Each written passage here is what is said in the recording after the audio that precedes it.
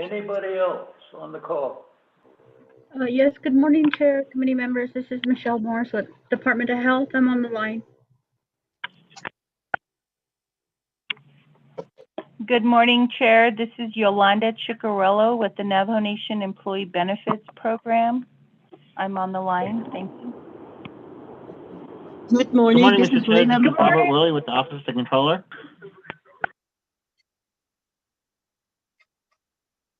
Good morning, Dana Barbara, Chief Legislative Counsel.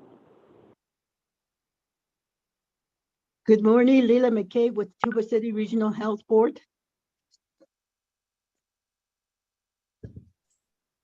Good morning. This is Vern Flay, Northern Navajo Veterans Organization, co-commander. Good to listen to you guys, and hopefully we can have a very good meeting. Thank you. Bye. Good morning, everyone. My name is Marlene Jones, and I am representing the Office of Background Investigations along with Jolene at City. Thank you.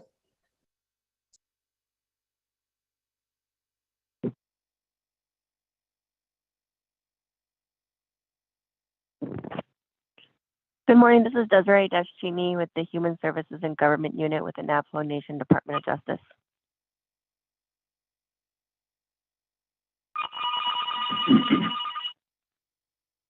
Good morning, this is Hubert.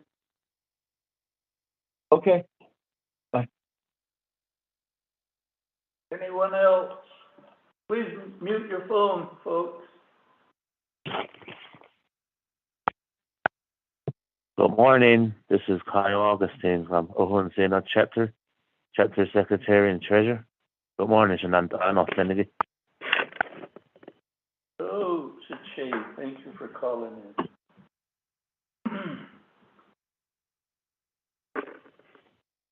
Yat Asian and I, Health, Education, Human Service Committee members. So, Triage, Daniel. So this is Rosemary Silversmith from representing I Community School as a local school board.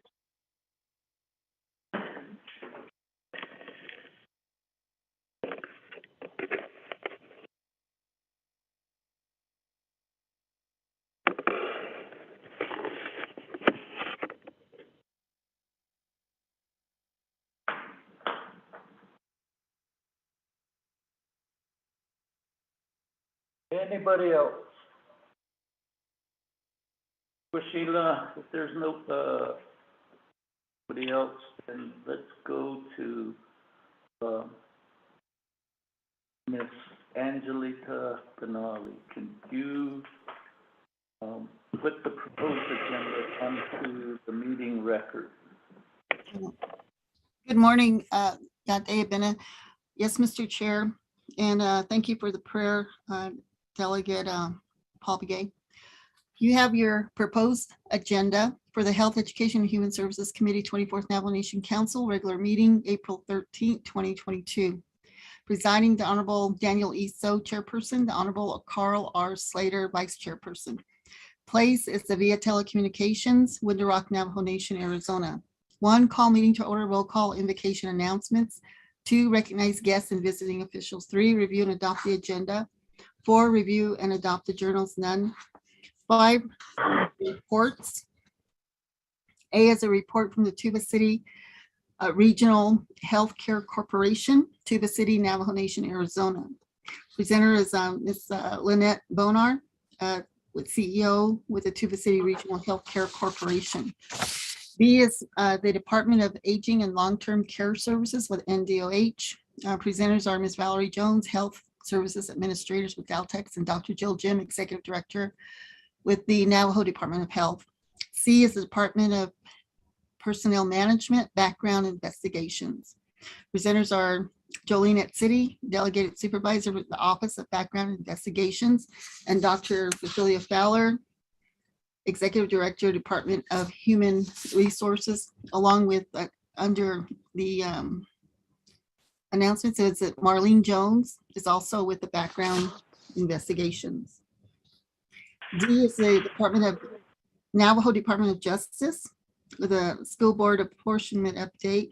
Presenters are Mr. Louis Millette, attorney with the litigation unit with the Navajo Department of Justice, along with Mr. Harrison Rice, attorney with the Human Services Government Unit, and Desiree Deschutney, attorney with the Human Services Government Unit. Also available for presentation are Ms. Dana Baldwin, Chief Legislative Counsel, and Mr. Chad Aveda, attorney with the Legislative Council. E is the Navajo Nation Office of Management and Budget and the Office of the Controller regarding the fiscal year 2020 and 2021 carryover budgets. And the Navajo Nation Veterans Advisory Council presenters are Mr. Dominic Vial, Executive Director for the OMB, and Ms. Elizabeth Begay, Controller with the Office of the Controller. Also identifying with that office is Mr. Robert Willey with the Office of the Controller. F, project presentation regarding the Navajo Employee Health Improvement Project. Presenters are Mr. Tony Skoulonis with Tribe Awakening and Dr. Jay Sutful,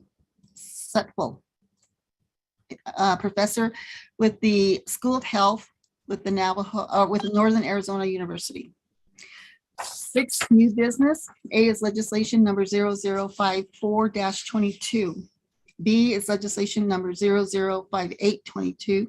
C is legislation number 006022. 7, old business none. 8 is close of meeting, announcements, and adjournment, along with the next meeting. Mr. Chair.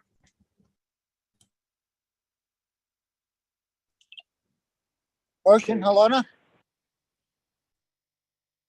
Motion by Honorable Helena, Nell Helena. I hear a second.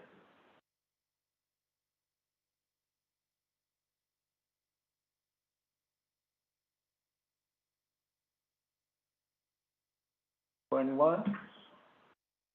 I second, Chair, and then can I make a comment too? Thank you, Vice Chair. Committee members, we have a motion and a second to adopt the agenda as read into the record.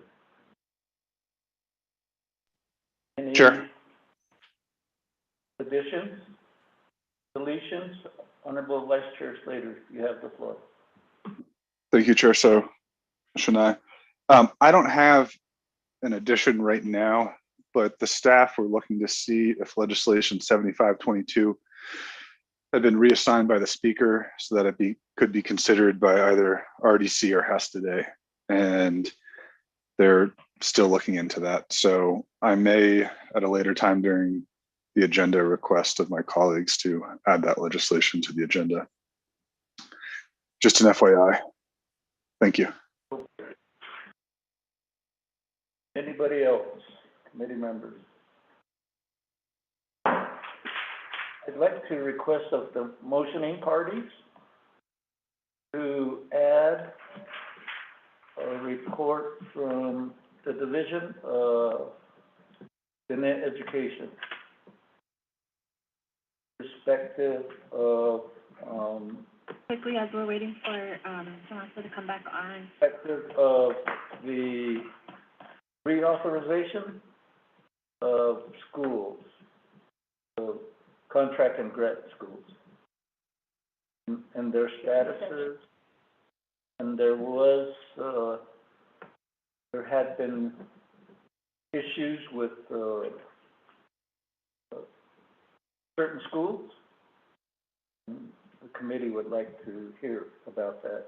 The other item is to add Division of General Services. That's when you take sick leave. There had been a report of I want something done. many right away. vehicles that are sitting at the fleet management yards, and they were supposed to present a plan on what was going to happen to those.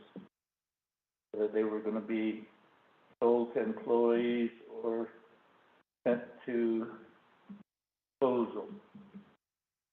That would be a request. I realize that's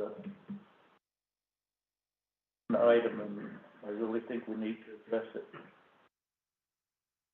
Committee members, so moving parties, Honorable Purnell Halona and Honorable Carl Slater. The chair is requesting that addition. Chair, I'll consent, Chair, and I guess I'd say if any of those entities can't present today, that we'd roll them over to the next meeting. Thank you.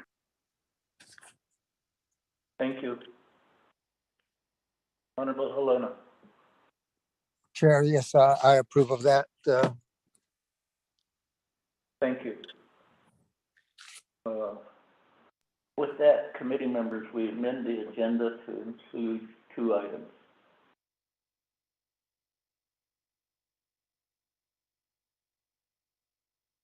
Any discussion? Not then, Mr. Mose, roll call vote on the amended motion. Sure. Morning, everyone. Honorable Paul Begay Jr. Green. Honorable Paul Begay Jr. votes green. Honorable Purnell Halona. Halona votes green. Honorable Purnell Halona votes green. Honorable Carl Wilson Slater. Green. Honorable Carl Wilson Slater votes green. Honorable Charlene So. Honorable Charlene So. Honorable Edison J. Winika. Honorable Edison J. Winika. Honorable Charlene So. Winika votes green. Honorable Edison J. Winika votes green. Honorable Charlene So. Chair vote of 4 in favor, 0 opposed. Thank you. Vote of 4 in favor, 0 opposed, and the chair not voting. Ms. Benali, there are 2 items on the agenda. Item number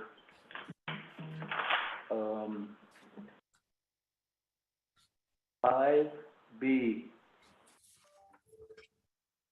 One is listed as personnel issues. The committee would more than likely go into executive session with that item. Let's assure that there is an executive session call-in number for our colleagues that are. And then the other that would also require an executive session is the update from the Department of Justice respective of the school board and apportionment. So that will just be, make sure it's available. Okay, Mr. Chair. Thank you, Mr. Nolly. So we go on to review and adopting the journals. There being none, we proceed to item number 5, reports. A, committee members, as we have healthcare corporations are authorized to operate under the 638 contract, the IHS to provide health care. And one of the requirements of the authorization is to report annually and then to also report, update the committee on their initiatives. So, the City Regional Healthcare Corporation and the Board of Directors, CEO, and other executives from that corporation are coming before the committee.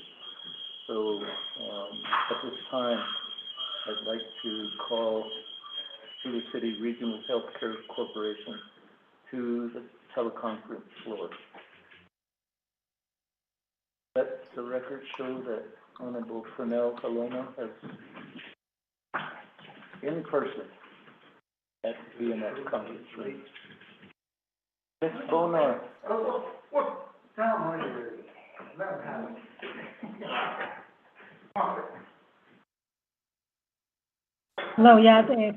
this is Lynette Bonar.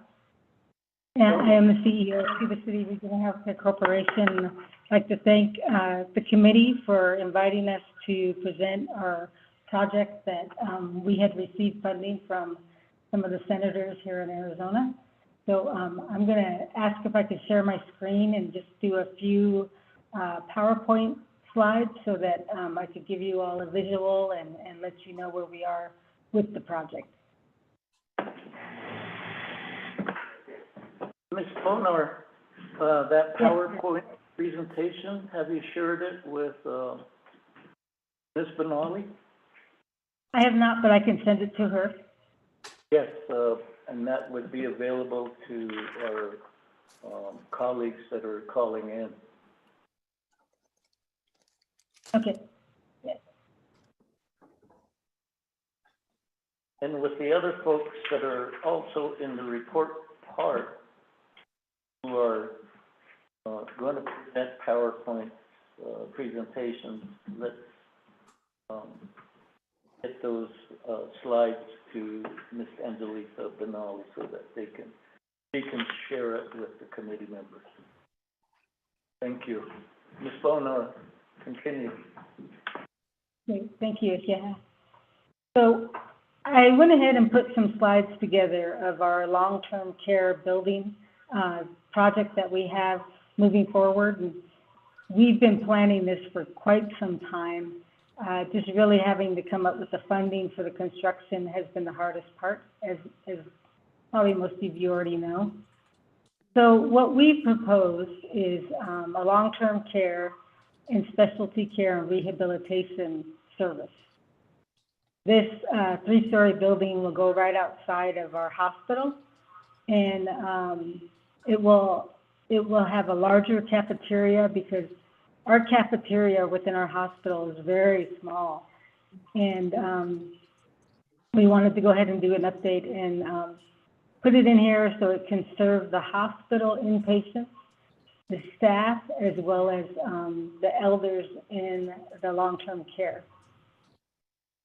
So as we go forward, the reason why we added oncology and rehab in here is because we have two modulars that are very old, they're aging, and we can't keep these services in those modulars very much longer. So you see the three-story building? The top floor will have specialty care or cancer services, and the other half of the top floor will have skilled nursing and rehabilitation. We get a lot of requests from down in Flagstaff and Phoenix to take some of our patients back, but we don't have the amount of beds available, so that's where the skilled nursing would come in. Second floor will be assisted living, and the bottom floor, half of it will be the cafeteria, as well as the other half will be rehabilitation, where we're going to put our physical therapy program. So we'll have all these things in this one building going forward. And the last estimate that we received was from $53 to $55 million. We're waiting for the updated estimate, and we are kind of worried about that, mostly because of inflation and various supplies and things going on with construction, but hopefully it'll stay around the amount that I just gave you. So we're working with Diron Murphy to complete the design. We made a few more adjustments in the design, so we'll probably have that done in a few weeks. And then working with USDA for a loan, and our appraisals are being worked on, as they're needed by the USDA to continue working on our package. The completed architectural design then will be sent to USDA, and then we'll set up a meeting with USDA on the funding that we need for the project. But right now, the current state of elders, like anywhere else, but I think really, unfortunately on this side of Navajo, we don't have a local elder care facility, and a lot of our patients go to Flagstaff, Phoenix, Winslow, Blanding, kind of all over the place. And especially now with gas prices, it's very hard for families to visit their elders. I think this is very important to have right here in town, because then we can serve Western Navajo with Kayenta and Navajo Mountain, and then our service area. During COVID, well, prior to COVID, we do have a service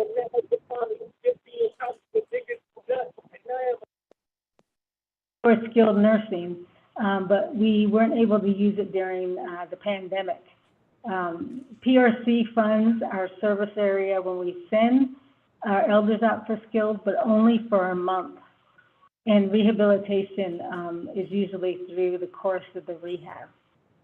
So our cancer services, we've grown into what we have. We only have 4 chairs for cancer services. And this new area will be able to double at least to 10 chairs, and we can handle more patients that way. I think cancer service started, I think we served over right around 400 patients. So we need to get the other service to rehabilitation service. We have a couple modulars, but they really are getting old, and we need to get physical rehab, occupational therapy, and get them out of that old modular and put them in a bricks and mortar building. We also will end up using those other ones if we can, maybe for a classroom, but for patient services, it's going to be difficult to keep that one going where the rehab services are currently located. For specialty care, what we'll use that one for maybe is to expand for our pharmacy staff to work in that building until we have any more issues, and we can keep them over there, because as like many other places, we don't have a lot of space here at our facility for very much at all. Right now, we hope the project can begin this year, and because the design is going to be done in probably about a month, we hope it will be completed by 24. What we'll do is work with the USDA and depreciate it over 39 years with the USDA. And right now, we're looking at the financing $25 million for now. Waiting on a final estimate from the architect. We are concerned of the recent inflation issues as well as supplies. And how we have our operating plan, our business plan is we will bill access for the services that we give in skilled nursing as well as Medicare.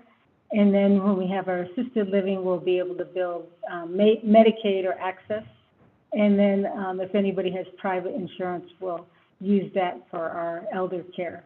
As far as the other 2 services, we already bill for oncology care and physical rehab, so we'll be able to continue doing that for the building. Just some demographics on our study when we did our concept. You see we're changing in a lot of ways. Today's age for medical services, there's about 10,000 patients, and age demographics changing in an amount of 20% as we go forward. This is future age demographics. Surgery would go up 18%, mental health 10%, maternal child 8%, and pediatric med-surg, it'll be less.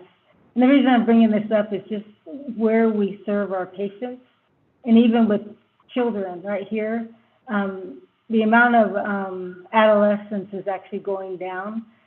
In 14, it went up 7.3% for 0 to 4, in 19, 6%, and 2035, 2.6%.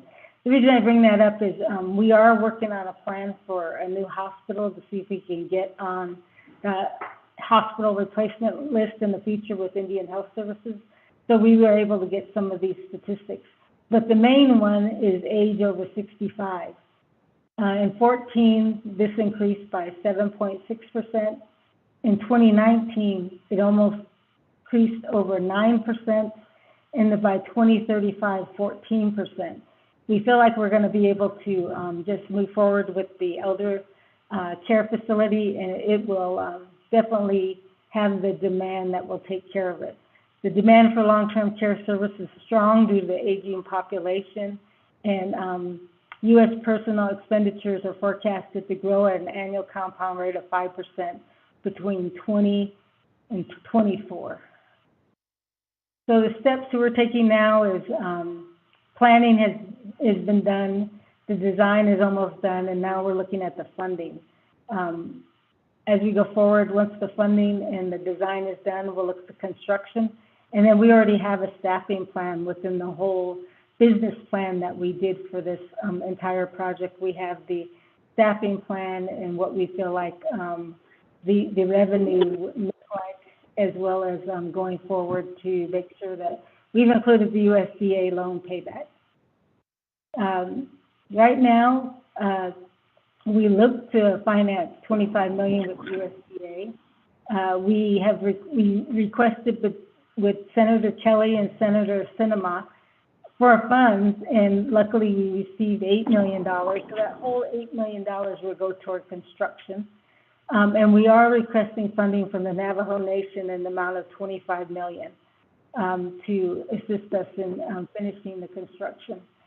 We will have to work with our financiers for capital, furniture, fixtures, and equipment, and continue to advocate at the IHS level to fund the operations for elder care. We feel like the business plan we have for elder care will pay for itself, but the operations funds will really help us to ensure that we can give the best quality of care to our elders living in assisted living, as well as in our skilled nursing units. So that's the conclusion. I think that we were asked what were we going to be doing with the $8 million, and we are looking at $8 million just to go towards this project. And if you have any questions, thank you, Asheha, and I'm right here online.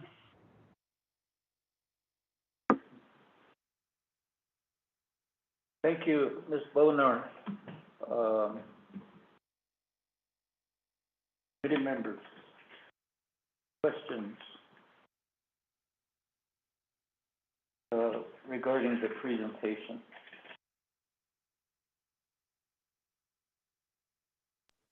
Sure. Senate Honorable Carl Slater, you have the floor. Thank you. Thank you, Ms. Bonar. I think I missed this. How many beds will the long-term care facility be? Well, we're going to have 90, 30 are going to be skilled nursing and rehab, and 60 are for assisted living.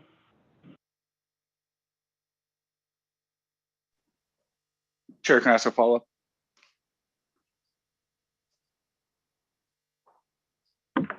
Vice Chair, good.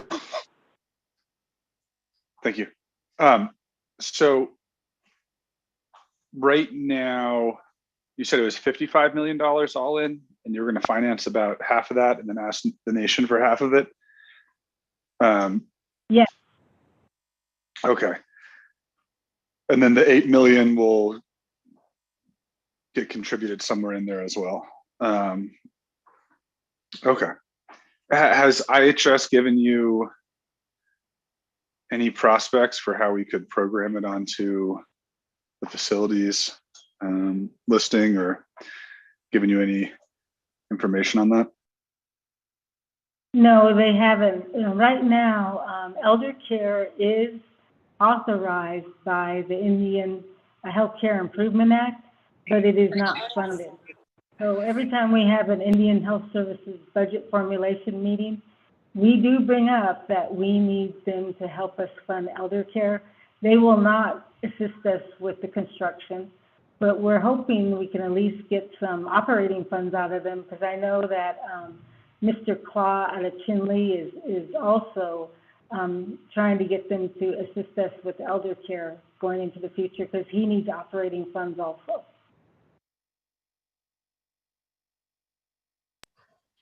Yeah, in the last budget formulation, we got it in there, so I think that'd be for 2024. We need to see what that will actually look like when they propose it.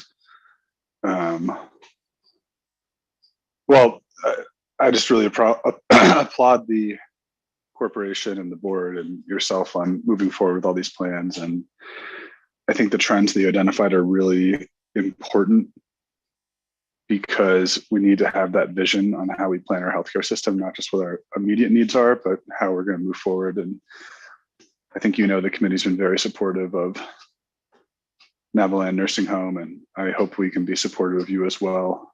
And that's because our elders are important and we need to make sure they stay home. During the pandemic, we saw how many of them who went to off-reservation facilities didn't get the best care in terms of COVID prevention. It doesn't seem like the protocols were handled in an appropriate way. So that's only strengthened my resolve to get more of these facilities set up on Navajo.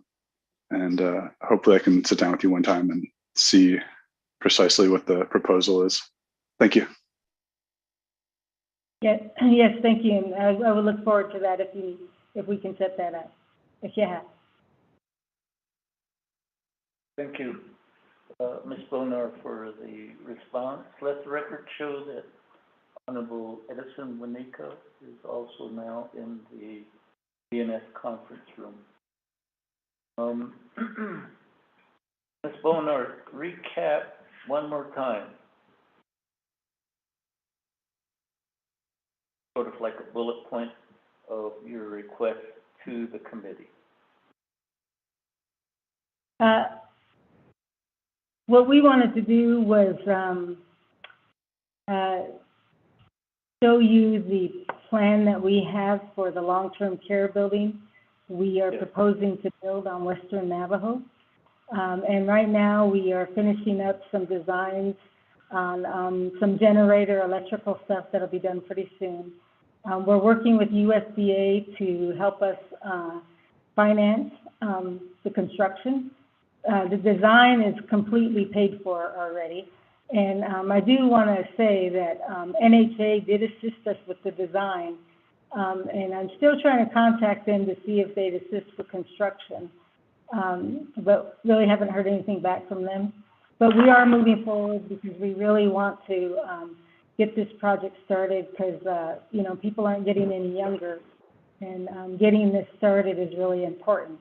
It'll house a 30-bed skilled nursing and rehabilitation, a 60-bed assisted living, and a permanent cancer center for oncologists, and then a permanent bricks and mortar for our physical rehab program, which is occupational therapy, speech, and physical therapy.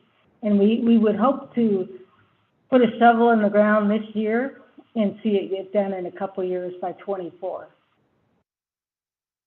Thank you, Ms. Bonar.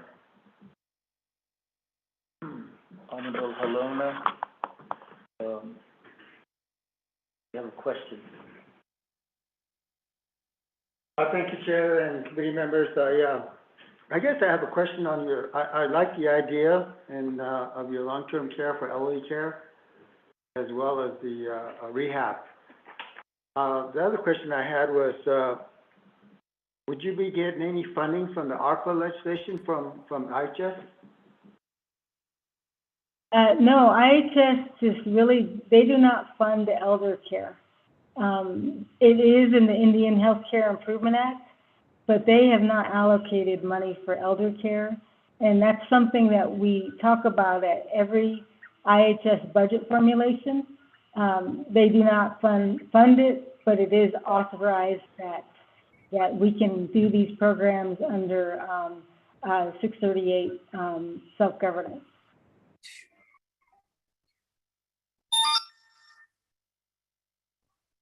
Honorable Halona, do you have a follow-up? I was just thinking, Chair, that maybe if we ask IHS to do some of the funding because there is a line item there for elderly care, but they just haven't funded yet. Chair? Sure. Yes, let me provide, that was, one of the items that we went to Washington DC with. And basically, I guess the thought is we want to fund it sooner than 2024. We would have to seek congressional appropriation, even for the Chimbley facility and now the Cuba City facility, long-term elderly care. NHA has a budget category for building the building. And that's where I think some of our work has to, then we have to sit down with NHA, see how much they could fund, what is the design right now. So that might, committee members, that might be a follow-up meeting between the committee and Cuba City Healthcare Corporation and NHA. Other is an Honorable Carl Slater. You do sit on the budget formulation aspect, and the consultation was held. But again, even if we, let's say, put it into the priorities for funding, again, we're looking at 2024. So that's where we'll have to regroup and strategize on how to best approach the Arizona delegation, see if they could do. And the thing, when we were up there, we had received word that the omnibus appropriation had already been approved. So the new budget deliberations, we could ask them to put it in there for FY23. That would be an initiative, and that could be the new priority for the committee, or as federal priorities, committee members. Let me go to Honorable Carl Slater, and then I'll go to Honorable Paul Gate. Thank you, Chair. I was just going to reiterate the same points that you did. We were all in the room in those meetings, and we raised all these same points. So I don't know why there's misunderstanding. And I just want the. Is it okay if I leave? I need to put my card. Whoever's unmuted, can you please? I guess if you need to come back. Please mute your phone or remain silent so that maybe can proceed. Honorable Paul Gate. Thank you, Chair. Chair and Vice Chair Shinala, Honorable Delegate Slater, members of Testing Committee. Thank you, Ms. Bonar, for your presentation on Cuba City Regional Health Care. My question is, we know that there's going to be a health facility coming to Botaway Gap. And right now you're seeking funding for a new facility, Cuba City Regional Health Care Center. Now, is seeking the funding for Cuba City Regional Care also in the same program as Botaway Gap Health Facility, or is, because I've heard from community members that Cuba City Regional Healthcare would like to be, or Botaway Gap Health Facility will be placed under Cuba City Regional Healthcare. Can you enlighten me on that? What is the connection between Cuba City Regional Healthcare and the proposed Botaway Gap Health Facility? Thank you. Okay, thank you for that question, Delegate Begay.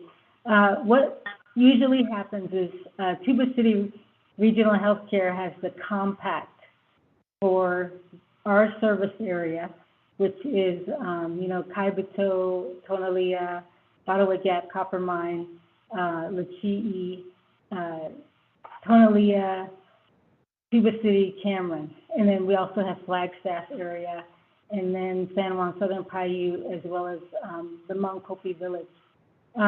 So when there's a project within our service area, we will manage the programs that are being proposed there.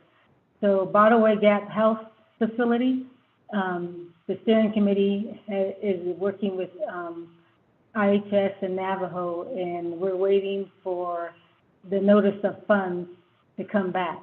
And since we are a Title V, we can compact that whole project to design and construct it, because we'll also be doing all the operations for that facility. It's going to be a clinic. It's not a hospital. It's not an ER. It's a clinic with offices, and it'll have some Navajo Nation programs in it. But that's usually how it works. Since we have the Tuba City service area, all those areas are included in our oversight.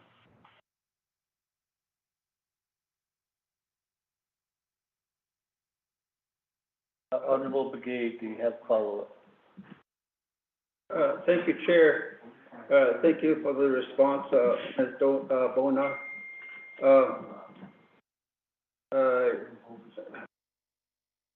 Thank you for the response. I think I'm okay with the response here. Thank you, Chair. Oh, thank you.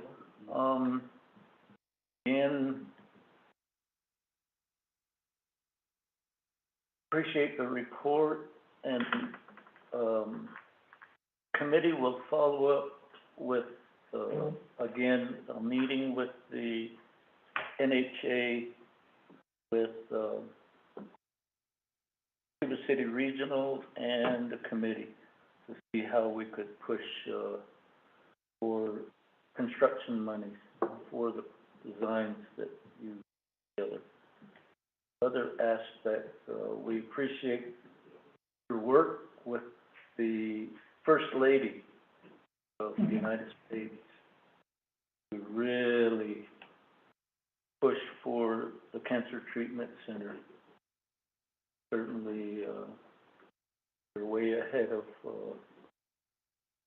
all the other healthcare corporations on the Navajo Nation in that aspect. And again, a basis of building relationships. Certainly, that relationship that you built is going to benefit the Western area with the establishment of the cancer. Thank you for being, what I call it, a revolutionary type of initiative. It is revolutionary, and certainly the committee appreciates that type of work. Commend you for that vision, and now that vision has turned to an initiative. We appreciate your work and corporations, board of directors. Thank you for allowing ONAR to pursue those items. Yeah. Honorable Paul McGee. Thank you, Chair. Based on that report, I'd like to motion to accept the report from Tuba City Regional Health with the recommendation of update with NHA and Tuba City Regional Healthcare Center. Thank you. Thank you, Mr. Chair. Honorable Paul McGee. Thank you for the motion. I saw Honorable Edison Wanika's hand move before. So I'll let him have it. I said first, but go ahead, take it. Honorable Edison Wanika seconds the motion. Committee members, any other discussion? Honorable Halona. Ms. Bonner, since you're working with, you talked about Minicopi. As, I know, Copies are a little bit short on funding, but have you, asked them anything about, possibly doing some funding for them, since, Hopies will be using the facility as well? No, we have not, but we are trying to get on their agenda. Okay, thank you for that. I appreciate that, and I hope you get on their agenda. It doesn't hurt to ask. Yes. Thank you. Committee members, any other comments, discussion?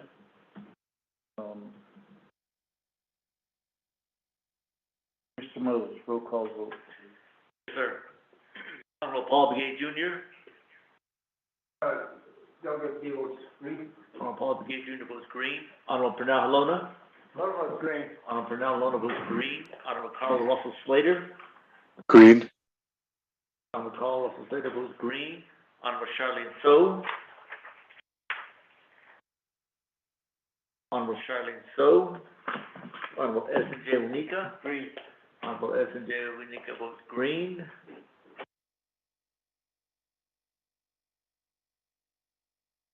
It's, Honorable Charlene So. good text to say that, he lost connection. Chair, I vote of 4 in favor, 0 opposed. Thank you, committee members, 4 in favor, 0 opposed, the chair not voting. So we will go to item 5B. The Department of Aging and Long-Term Care Services, LTEX, and, Navajo Department of Health. Ms. Benali, could you review the specific items to be addressed by the presenters?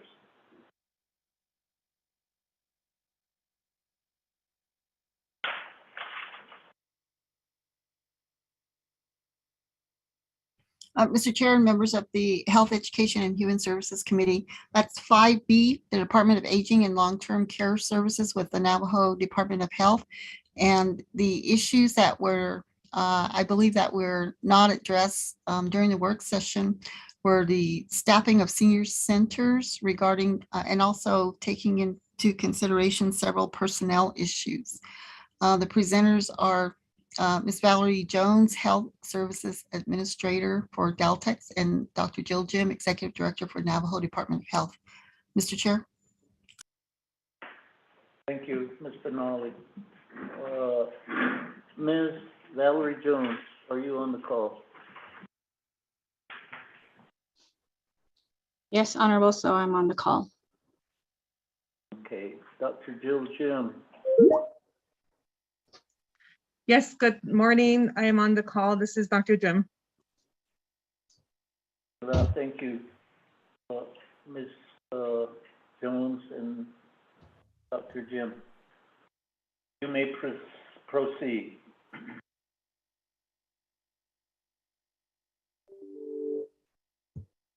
Good morning, honorable members of the Health, Education, Human Services Committee. This is Valerie Jones, the Health Services Administrator for Division of Aging and Long-Term Care Support. I did provide the written report regarding the staffing for Daltex on 4/6/2022.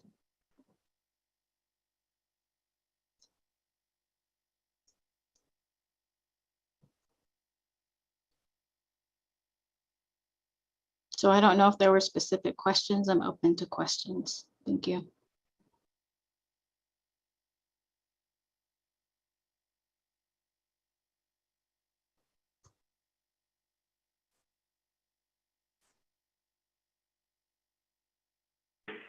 Chair, this is Dr. Jim. I wanted to just provide a quick update regarding Viltex as well.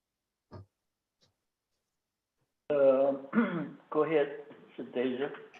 Oh, jag erkänner att HES committee members, I just wanted to talk about the Viltex last week as we lifted the restrictions for the public health emergency order. We went from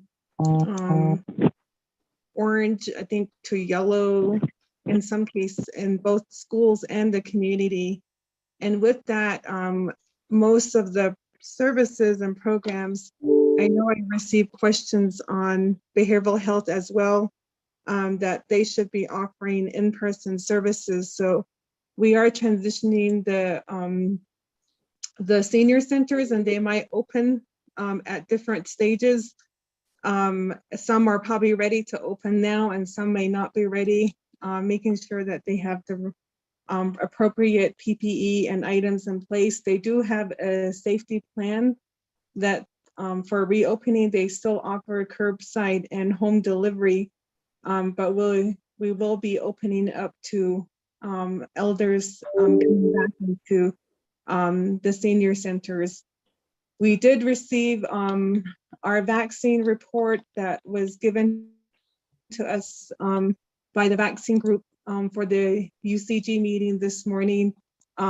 We had a good report on there that our elders are really up to date, more up to date with their vaccines nationally and also across all the age groups. So I just wanted to share that information because it's worth publicizing that information. More than 80% of our elders are vaccinated, and between the different age groups, I can send some data in a bit, but that was sort of a brief summary that we had. We are transitioning to collecting data more on a bi-weekly basis now. We don't have a large update on the vaccine for this week, but from last week, we were able to gauge that information. So if when we're opening services back to a high-risk population, I think we're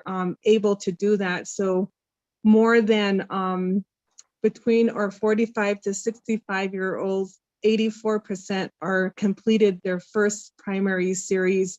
That's a little over 25,000 elders, and 69% of those, or 60% of those individuals are up to date, meaning they got their third vaccine, and now we're giving messaging out for their fourth, or what we call as the second booster, to those age groups that are over age 50 and those that are immunocompromised. Are 65 years and older. That's another group I feel like is doing really well at 89% as well. So between the 45 to anyone 45 and older, over 68,000 individuals have been vaccinated, and clearly over close to 69% of those groups have gotten their up-to-date shot. So with that information, I believe we are ready to open back up to the general public, and we'll be working with those elders as a recommendation. We'll be issuing out a health advisory on the recommendation for getting this, what we would call the second dose or the fourth dose for those specific age groups. But otherwise, I just wanted to share the movement towards opening for elders to come back into the facility, so it won't necessarily be a surprise when that happens. And then I think that last week's meeting had some issues around personnel issues. I understand that if there is any personnel issues, for specific areas that we need to talk about, I think that would need to be done in an executive session. I know there are ongoing changes that we're dealing with within the department, and I've been definitely working with all the managers. We do, as I have recalled, organizational changes that have happened. Ms. Jones being one of those individuals that were hired from a non-governmental, from an outside Navajo Nation experience coming into the Navajo Nation, and Dr. Brancer being on permanently as well, and also Ms. Kimberly Yazzie as the Health Services Administrators. And there are always going to be sort of the ongoing personnel issues and challenges. And I think one thing to really think about is just that myself here managing the department, there is accountability for everyone to do their job and duties and responsibilities. And when those are questioned, I think there are employees that tend to want to sort of complain. And I think we try to work with them to ensure that we are doing our best to make sure there's oversight at this. I think there are organizational changes that I still need to do, and we still need to present a plan of operation change. And that includes trying to figure out how much field oversight we can have as far as regional offices. That I think is very important for how big the Department of Health is. Probably maybe the second or third, maybe the second largest division with over 600 employees, and trying to figure out how we can establish sort of that oversight and function and management at those levels. We would need to reorganize and figure out a way to get that going. I know there are hiring issues that we're continuing to deal with. We are not, and as I mentioned before, background checks are not being processed or being verified at DPS. I need to bring that up to the Division of HR as well on hiring. So I know there was the effort around getting people hired. Division of Behavioral Health is dealing with that right now. I think aging is dealing with that, and the process to get people hired. We shouldn't wait more than a week to get people onboarded. But right now, those are being challenged right now. The hiring of individuals are happening longer than that. And so I think we're going to lose applicants if we continue to deal with the shortfalls that we have now with, as I mentioned before, with not filling those positions. I still don't have an accountant as well for the department. So there are ongoing challenges, I think, with for hiring. I know that part of the goal for HES and working with the department is to address vacancy rates, and we're doing the best that we can, but I know there are underlying factors that we're dealing with right now that are impacting hiring individuals, and I would need to bring that up to Chief of Staff to let him know how we can get that situated. So that would be sort of my overall feedback, but if there are individual personnel concerns, I think that we would need to address that individually. I did attend the central agency meeting, and I did receive information about follow-up for Pinion as well. So we're following up on those and making sure we correspond with those that were asking questions during that meeting as well. I do try to attend all the agency meetings, and I have as the best that I can. The only one I don't sometimes attend is the Western. I usually am on the agenda for Eastern, Northern, Central, and for Defiance, I usually attend all those meetings, and I provide feedback back to the chapters that might have questions. So with that said, Chair, I think Shana, that would kind of summarize where we're at, but I would request if there's any single personnel issues, if we could go into executive session on those, or even just give you an update. But I just wanted to highlight, maybe there were some unfinished questions from the last HES meeting. So I'm open for questions, and back to you, Chair. you have, David, committee members? Any further discussion? Committee members, I think part of the questions from the work session was, there was agency, can't remember the exact, position title. Agency supervisors, vacancy at Northern and at Eastern. I don't know if there was other vacancies.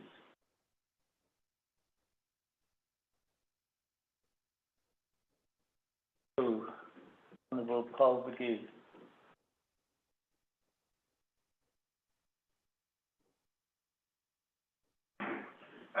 Chair, again, members of Health Education Human. Yes, at this time, I would like to motion to go into executive session.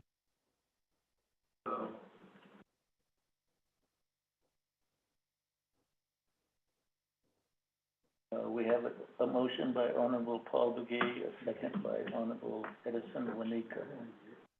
Mr. Mose, the motion for executive session, for how long? Thank you, Chair. I think we can wrap it up within 1 hour, but, you know, if we go shorter than that, that would be the time. Or the speak of running out of time, we'll just do an hour. Thank you. Okay, thank you. Motion for executive session with a time limit of 1 hour. For all the folks on the line, we beg for your indulgence to stay on the line. And Ms. Benali, before we go into a vote, please email the executive session number to our two colleagues that are on teleconference room. Yes, Mr. Chair, I have it ready and I just need to send it off, but I just need to know who to email it to. Nice, that I do have the HES members along with Dr. Jill Jim and Ms. Valerie Jones, Dana Bobroff, Chad Abeda, and legislative staff. Okay, and then, Shadeja, Dr. Jill Jim, who is the attorney that, with Department of Justice, who works with, Department of Health? Thank you, Shana. If it's related to programmatic issues, it's going to be Michelle Begay-Nake, but if it's related to personnel issues, I think we just deal with the attorneys that deal with personnel issues like Jason Sorrell or Paul Spruhan. So it just depends on what you're asking for. Okay, just to cover all bases, let's email those two attorneys.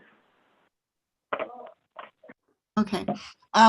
Do you know how to spell Sorrell's last name?